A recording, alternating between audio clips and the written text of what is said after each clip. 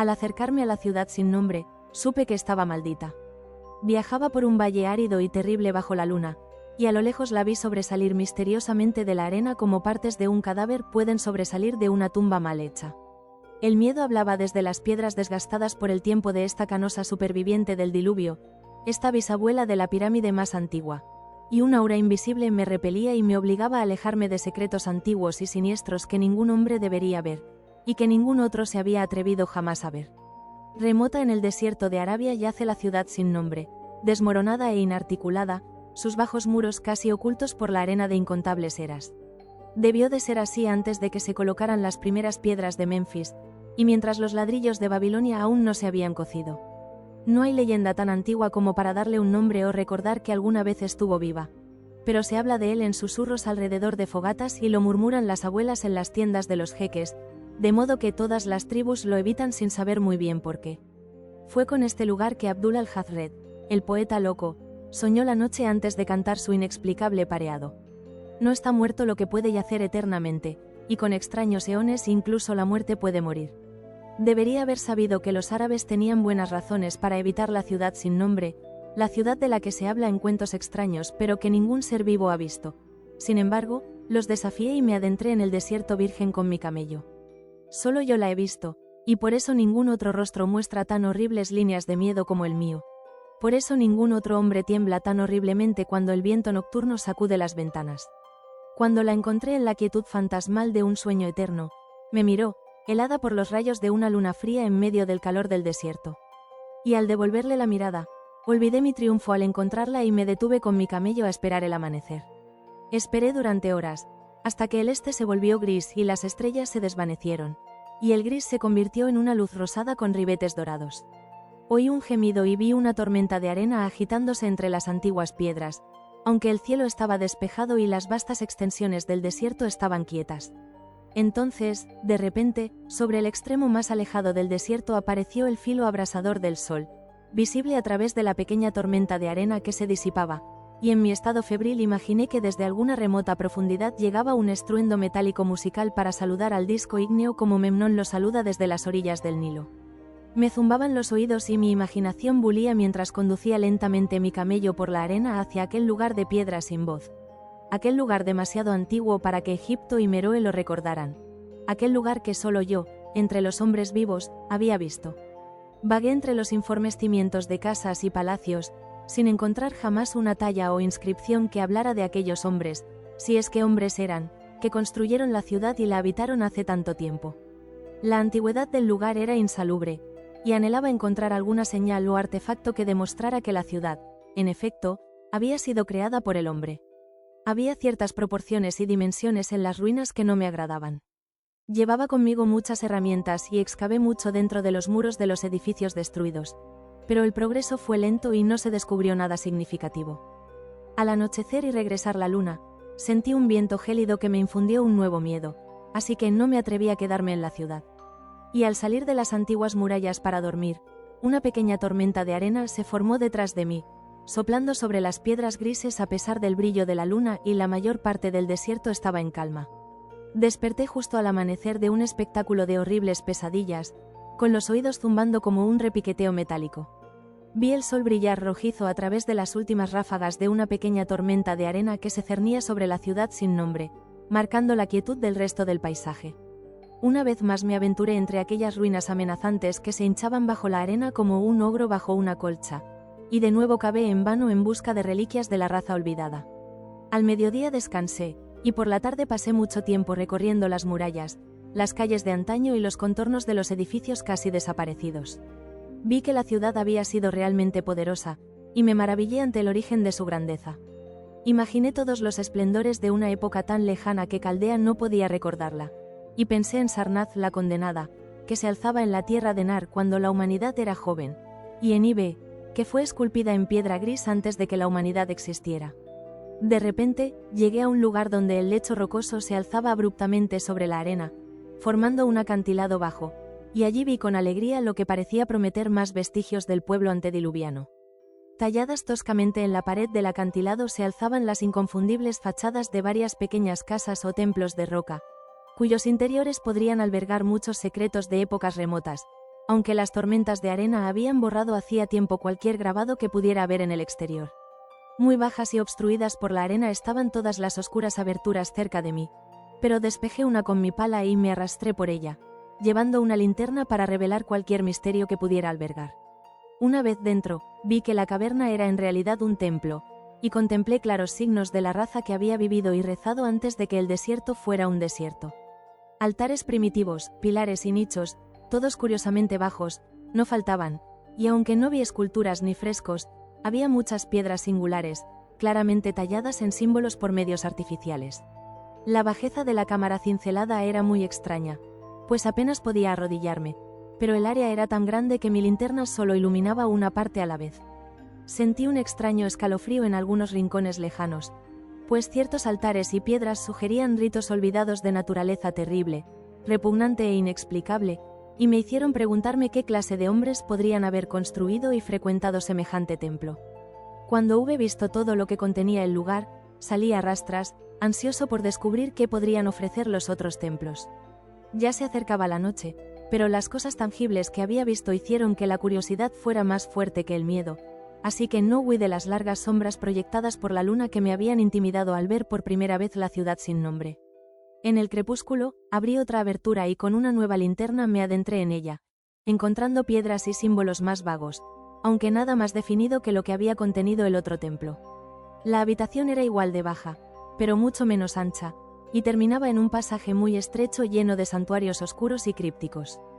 Estaba curioseando en estos santuarios cuando el ruido del viento y de mi camello afuera rompió el silencio y me atrajo para ver qué podía haber asustado a la bestia. La luna brillaba vívidamente sobre las ruinas primigenias, iluminando una densa nube de arena que parecía arrastrada por un viento fuerte pero amainando desde algún punto del acantilado frente a mí. Sabía que era este viento frío y arenoso lo que había perturbado al camello, y estaba a punto de llevarlo a un lugar más resguardado cuando, por casualidad, miré hacia arriba y vi que no había viento en lo alto del acantilado. Esto me asombró y me asustó de nuevo, pero inmediatamente recordé los repentinos vientos locales que había visto y oído antes al amanecer y al atardecer, y juzgué que era algo normal. Decidí que provenía de alguna fisura en la roca que conducía a una cueva, y observé la arena revuelta para rastrear su origen. Pronto percibí que provenía del orificio negro de un templo muy al sur de mí, casi invisible. Contra la asfixiante nube de arena, caminé con dificultad hacia este templo, que a medida que me acercaba se veía más grande que los demás, y mostraba una puerta mucho menos obstruida por la arena endurecida. Habría entrado si la terrible fuerza del viento helado no hubiera apagado casi mi linterna. Se derramó furiosamente por la puerta oscura, suspirando misteriosamente mientras agitaba la arena y se extendía sobre las misteriosas ruinas. Pronto se debilitó y la arena se quedó cada vez más quieta, hasta que finalmente todo volvió a la calma. Pero una presencia parecía acechar entre las piedras espectrales de la ciudad, y cuando miré a la luna, pareció temblar como si se reflejara en aguas turbulentas. Tenía más miedo del que podía explicar, pero no lo suficiente como para saciar mi sed de asombro, así que, en cuanto el viento cesó por completo, crucé a la oscura cámara de donde había venido. Este templo, como me lo había imaginado desde el exterior, era más grande que cualquiera de los que había visitado antes, y presumiblemente era una caverna natural, ya que soportaba vientos de alguna región lejana. Aquí podía mantenerme erguido, pero vi que las piedras y los altares eran tan bajos como los de los otros templos. En las paredes y el techo contemplé por primera vez algunos vestigios del arte pictórico de la raza antigua, curiosas vetas onduladas de pintura que casi se habían desvanecido o desmoronado, y en dos de los altares vi con creciente entusiasmo un laberinto de tallas curvilíneas bien elaboradas. Al sostener mi antorcha en alto, me pareció que la forma del techo era demasiado regular para ser natural, y me pregunté qué habrían trabajado primero los canteros prehistóricos. Su habilidad ingenieril debía de ser enorme. Entonces, un destello más brillante de la fantástica llama me mostró lo que había estado buscando: la abertura a esos abismos más remotos de donde había soplado el viento repentino. Y me desmayé al ver que era una puerta pequeña y sencillamente artificial, tallada en la roca sólida. Metí la linterna dentro y contemplé un túnel negro con el techo arqueado sobre un tramo irregular de escalones muy pequeños, numerosos y empinados. Siempre veré esos escalones en mis sueños, pues aprendí lo que significaban. En aquel momento, apenas sabía si llamarlos escalones o simples puntos de apoyo en un descenso precipitado. Mi mente daba vueltas con pensamientos desquiciados, y las palabras y advertencias de los profetas árabes parecían flotar por el desierto desde las tierras que los hombres conocen hasta la ciudad sin nombre que los hombres no se atreven a conocer. Sin embargo, dudé solo un momento antes de avanzar por el portal y comenzar a descender con cautela por el empinado pasaje, con los pies por delante, como si estuviera en una escalera. Solo en los terribles fantasmas de las drogas o el delirio, cualquier otro hombre puede haber tenido un descenso como el mío. El estrecho pasadizo descendía infinitamente, como un horrible pozo embrujado, y la linterna que sostenía sobre mi cabeza no podía iluminar las desconocidas profundidades hacia las que me arrastraba. Perdí la cuenta de las horas y olvidé consultar mi reloj, aunque me asusté al pensar en la distancia que debía estar recorriendo. Había cambios de dirección y de pendiente, y en una ocasión llegué a un pasadizo largo, bajo y llano donde tuve que arrastrarme con los pies por delante por el suelo rocoso, sosteniendo la linterna a la distancia de un brazo por encima de mi cabeza. El lugar no era lo suficientemente alto como para arrodillarme. Después de eso había más escalones empinados, y seguía bajando interminablemente cuando mi linterna, que se estaba apagando, se apagó. No creo haberla notado en ese momento, pues cuando lo noté, seguía sosteniéndola en alto, como si estuviera ardiendo. Estaba completamente desequilibrado por ese instinto por lo extraño y lo desconocido que me ha convertido en un vagabundo por la tierra y un frecuentador de lugares lejanos, antiguos y prohibidos. En la oscuridad, destellaron ante mi mente fragmentos de mi preciado tesoro de saber demoníaco.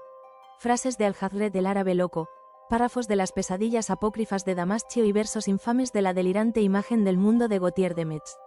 Repetí fragmentos extraños y murmuré sobre Afrasiab y los demonios que flotaban con él río abajo por el Oxus. Después, canturreé una y otra vez una frase de uno de los cuentos de Lord Dunsany, la negrura imperturbable del abismo. En una ocasión, cuando el descenso se hizo asombrosamente empinado, recité algo cantado de Thomas Moore hasta que temí recitar más. Un reservorio de oscuridad, negro como los calderos de las brujas, cuando se llena con drogas lunares destiladas en el eclipse. Inclinándome para ver si un pie podía atravesar ese abismo, vi, debajo, hasta donde alcanzaba la vista, los bordes del embarcadero, lisos como el cristal, como si estuvieran recién barnizados con esa brea oscura que el mar de la muerte arroja sobre su ribera viscosa. El tiempo había cesado por completo cuando mis pies volvieron a sentir el suelo nivelado, y me encontré en un lugar ligeramente más alto que las habitaciones de los dos templos más pequeños, ahora incalculablemente por encima de mi cabeza. No podía mantenerme en pie, pero sí arrodillarme, y en la oscuridad me arrastraba y me arrastraba de un lado a otro al azar. Pronto supe que estaba en un pasadizo estrecho cuyas paredes estaban revestidas de vitrinas de madera con frentes de cristal. Como en ese lugar paleozoico y abismal sentía cosas como madera pulida y cristal, me estremecí ante las posibles implicaciones. Las vitrinas estaban aparentemente dispuestas a ambos lados del pasadizo a intervalos regulares, y eran oblongas y horizontales, horriblemente parecidas a ataúdes en forma y tamaño. Cuando intenté mover 2 o 3 para examinarlas más a fondo, descubrí que estaban firmemente cerradas. Vi que el pasadizo era largo, así que avancé a tientas rápidamente, en una carrera sigilosa que me habría parecido horrible si alguien me hubiera observado en la oscuridad. Cruzaba de vez en cuando para palpar mi entorno y asegurarme de que las paredes y las hileras de vitrinas aún se extendían. El hombre está tan acostumbrado a pensar visualmente que casi olvidé la oscuridad e imaginé el interminable pasillo de madera y cristal en su monotonía de baja altura como si lo viera. Y entonces, en un instante de indescriptible emoción, lo vi. Justo cuando mi imaginación se fundió con la visión real, no puedo decirlo, pero se produjo un resplandor gradual delante, y de repente supe que veía los borrosos contornos del pasillo y las vitrinas, revelados por una fosforescencia subterránea desconocida. Por un instante todo fue exactamente como lo había imaginado, ya que el resplandor era muy tenue, pero a medida que avanzaba mecánicamente hacia la luz más intensa, me di cuenta de que mi imaginación había sido débil. Esta sala no era una reliquia de crudeza como los templos de la ciudad, sino un monumento del arte más magnífico y exótico. Diseños e imágenes ricos, vívidos y audazmente fantásticos formaban un esquema continuo de pintura mural cuyas líneas y colores eran indescriptibles. Las vitrinas eran de una extraña madera dorada, con frentes de exquisito cristal, y contenían las formas momificadas de criaturas que superaban en grotesco los sueños más caóticos del hombre. Es imposible transmitir una idea de estas monstruosidades. Eran reptiles, con líneas corporales que a veces recordaban al cocodrilo, a veces a la foca, pero con mayor frecuencia algo de lo que ni el naturalista ni el paleontólogo hubieran oído hablar jamás. Su tamaño se aproximaba al de un hombre pequeño, y sus patas delanteras albergaban pies delicados y evidentemente flexibles, curiosamente parecidos a manos y dedos humanos. Pero lo más extraño de todo eran sus cabezas, que presentaban un contorno que violaba todos los principios biológicos conocidos. Con nada se pueden comparar tales cosas. De repente pensé en comparaciones tan variadas como el gato, el bulldog, el mítico sátiro y el ser humano. Ni siquiera Júpiter tenía una frente tan colosal y protuberante. Sin embargo, los cuernos, la falta de nariz y la mandíbula similar a la de un caimán los colocaban fuera de toda categoría establecida. Dudé un momento sobre la realidad de las momias, sospechando a medias que eran ídolos artificiales, pero pronto decidí que se trataba de alguna especie paleogeográfica que vivió cuando la ciudad sin nombre aún existía. Para coronar su grotesco, la mayoría estaban suntuosamente ataviados con las telas más costosas y profusamente adornados con adornos de oro, joyas y metales brillantes desconocidos. La importancia de estas criaturas reptantes debió de ser enorme, pues ocupaban el primer lugar entre los diseños alocados de las paredes y el techo con frescos. Con una habilidad inigualable, el artista las había dibujado en un mundo propio, donde tenían ciudades y jardines diseñados a la medida de sus dimensiones, y no pude evitar pensar que la historia que representaban era alegórica, tal vez mostrando el progreso de la raza que las adoraba. Estas criaturas, me dije, eran para los hombres de la ciudad sin nombre lo que la loba era para Roma, o alguna bestia totémica para una tribu de indios. Con esta perspectiva, pensé que podría trazar, a grandes rasgos, una maravillosa epopeya de la ciudad sin nombre, la historia de una poderosa metrópolis costera que dominaba el mundo antes de que África emergiera de las olas, y de sus luchas mientras el mar se retiraba y el desierto se extendía por el fértil valle que la albergaba.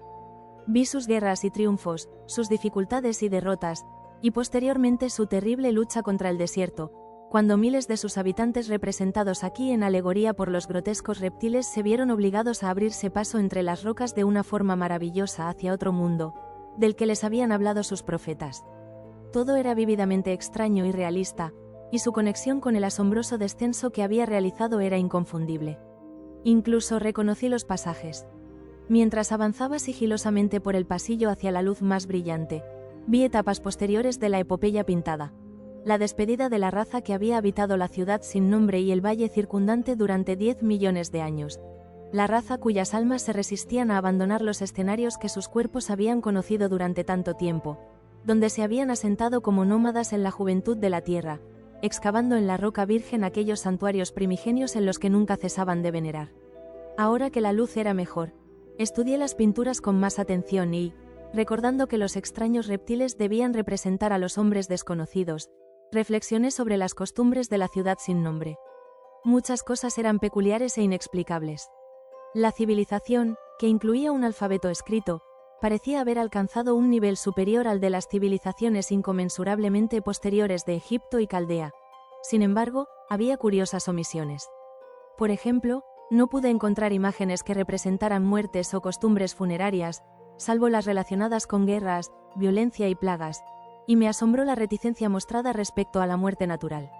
Era como si se hubiera fomentado un ideal de inmortalidad terrenal como una ilusión alentadora. Más cerca del final del pasillo se pintaban escenas de suma pintoresquismo y extravagancia, vistas contrastantes de la ciudad sin nombre en su abandono y creciente ruina, y del extraño nuevo reino o paraíso al que la raza se había abierto camino a través de la piedra. En estas vistas, la ciudad y el valle desértico se mostraban siempre a la luz de la luna, un halo dorado que se cernía sobre los muros caídos y revelaba a medias la espléndida perfección de tiempos pasados, mostrada espectral y elusivamente por el artista. Las escenas paradisíacas eran casi demasiado extravagantes para ser creíbles, retrataban un mundo oculto de eterno día lleno de gloriosas ciudades y etéreas colinas y valles. Al final, creí ver signos de un anticlímax artístico. Las pinturas eran menos hábiles y mucho más extrañas que incluso las más alocadas de las escenas anteriores. Parecían registrar una lenta decadencia del linaje ancestral, acompañada de una creciente ferocidad hacia el mundo exterior, del que el desierto lo había expulsado. Las siluetas de la gente siempre representadas por los reptiles sagrados parecían desvanecerse gradualmente, aunque su espíritu, al revolotear sobre las ruinas a la luz de la luna, cobraba mayor importancia. Sacerdotes demacrados, exhibidos como reptiles con túnicas ornamentadas, maldecían el aire superior y a todo aquel que lo respiraba. Y una terrible escena final mostraba a un hombre de aspecto primitivo, quizá un pionero de la antigua Irem, la ciudad de los pilares, destrozado por miembros de la raza ancestral.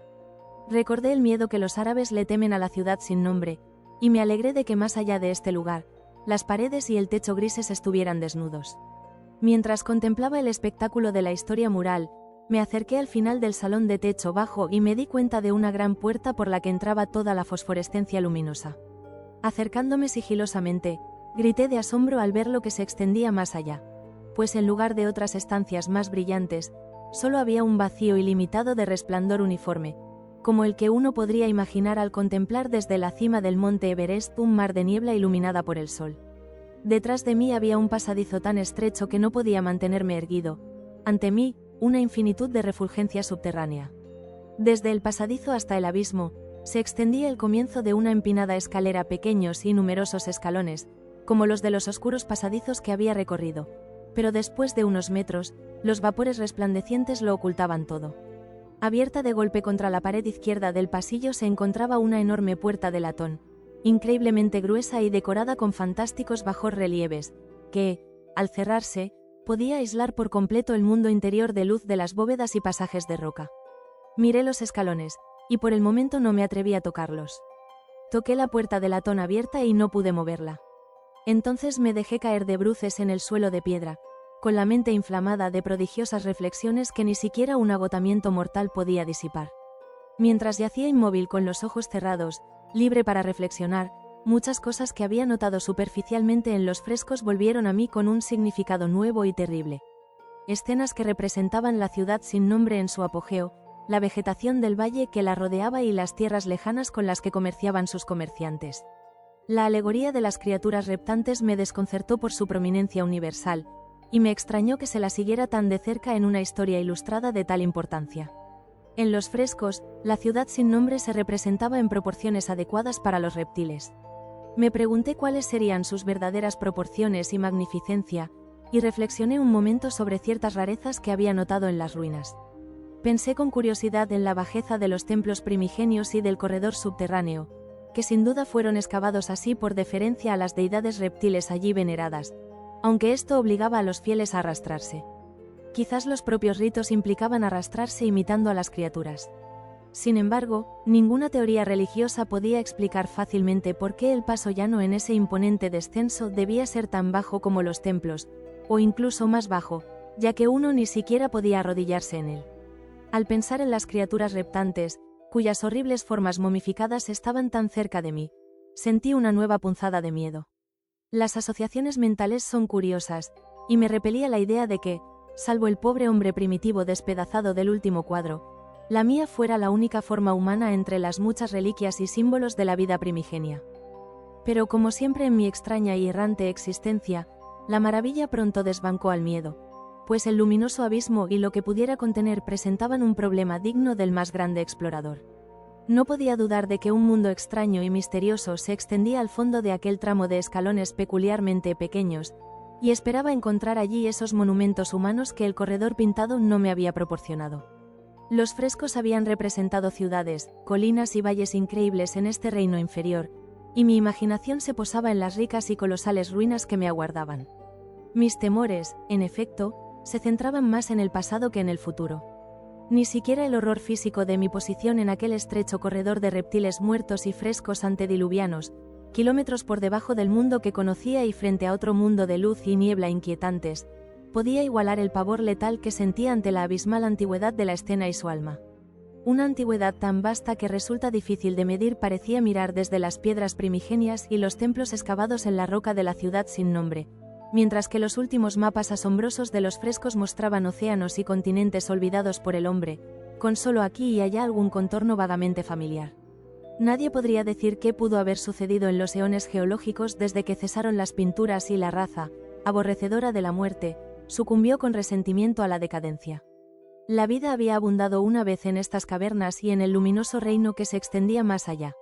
Ahora estaba solo con vívidas reliquias, y temblaba al pensar en las incontables eras durante las cuales estas reliquias habían mantenido una vigilia silenciosa y desierta.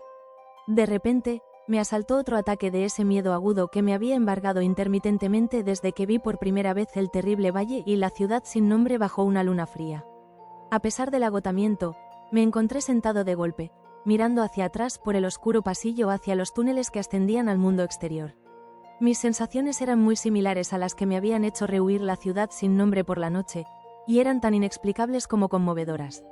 Un instante después, sin embargo, recibí una conmoción aún mayor en forma de un sonido definido, el primero que había roto el silencio absoluto de aquellas profundidades sepulcrales.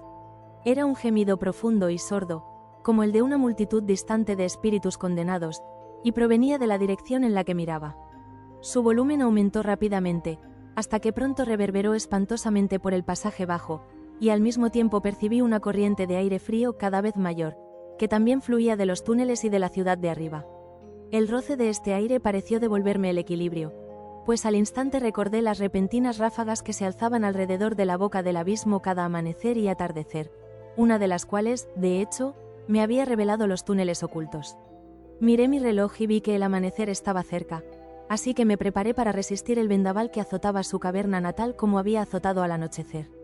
Mi miedo volvió a disminuir, ya que un fenómeno natural tiende a disipar las cavilaciones sobre lo desconocido. El viento nocturno, cada vez más frenético, se vertía en ese abismo de la tierra interior. Me dejé caer de nuevo y me aferré en vano al suelo por miedo a ser arrastrado por la puerta abierta hacia el abismo fosforescente. No esperaba tal furia, y al darme cuenta de que mi cuerpo se deslizaba hacia el abismo, me asaltaron 1000 nuevos terrores de aprensión e imaginación. La malignidad de la ráfaga despertó increíbles fantasías. Una vez más me comparé, estremecido, con la única otra imagen humana en aquel aterrador corredor, el hombre despedazado por la raza sin nombre, pues en el zarpazo diabólico de las corrientes arremolinadas parecía residir una furia vengativa, tanto más intensa cuanto mayor era su impotencia. Creo que grité frenéticamente cerca del final, casi enloquecí, pero si lo hice, mis gritos se perdieron en la infernal babel de los aullantes espectros del viento.